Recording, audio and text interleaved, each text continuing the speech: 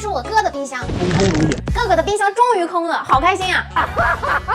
现在出发便利店，开启冰箱填满计划。到便利店啦！他没有吃早餐的习惯，那冰箱里面必须给他多备点甜牛奶。谁让我只有一个哥哥呢？一个哥哥捧手上，吃喝玩乐送我上。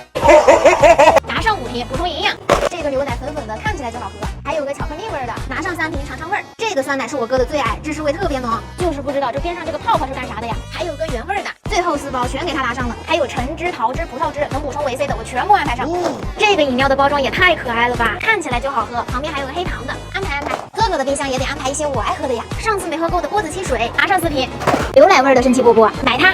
最后再来几瓶果冻汽水。饮料已经买好了，我还想吃。不是给哥哥添冰箱，怎么变成你想吃了？对哦，我好像是来给哥哥添冰箱的。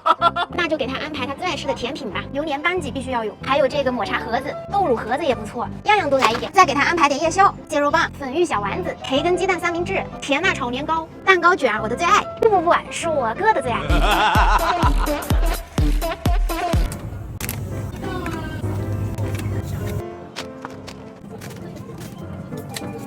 这个篮子也满了，我的雪糕还没买呢。水果冰球看起来不错啊，桃子雪糕把冰淇淋的颜值拿捏得死死的。